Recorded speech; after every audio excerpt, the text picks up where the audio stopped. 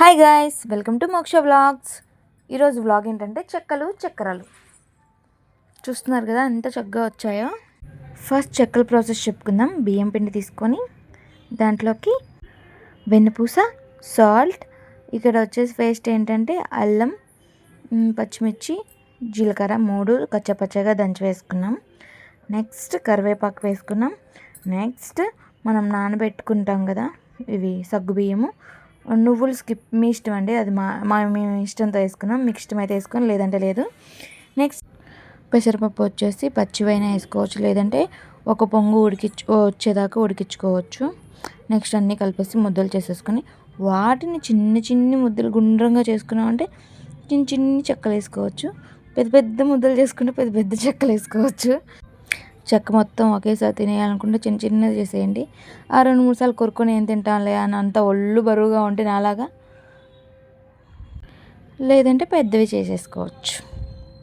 Next చక్రాల process same to same.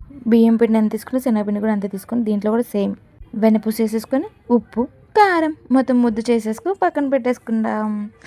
ఇప్పుడు చక్రాలు చేసుకునేటప్పుడు ఇంకొకటి ఏంటంటే వాము కూడా అండి. వాము బియ్యం పిండితో పాటు వేసామంటే మనం సన్న చక్రాలు చేసుకున్నప్పుడు వాటికి మధ్యలో అడ్డుపడవు, లేదంటే అడ్డుపడతాయి. పెద్ద చేసుకుంటే ఏం ప్రాబ్లం లేదు, డైరెక్ట్గా వేసేసుకోవచ్చు. చూడండి మా అత్తయ్య చక్రాలు ఎంత చక్కగా చేస్తున్నారు. చక్కగా తీశారు దాన్ని ఇరక్కుండా.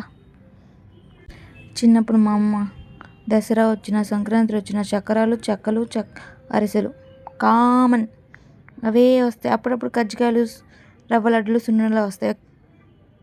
గైస్, నేను పెట్టే రెసిపీస్ నా కోసమే వీడియోస్ తీసుకుంటున్నాను. ఎందుకంటే ఎప్పుడైనా నేను చేయాలనుకుంటే నాకు ప్రాసెస్ తెలియదు కదా, సో అందుకని నేను మా అత్తయ్య చేసే అన్ని వీడియో తీసుకొని యూట్యూబ్లో అప్లోడ్ చేసుకున్నాను. గ్యాలరీలో ఉంచుకోవచ్చు, అంటే ఫోన్ మారిస్తే పోతాయి.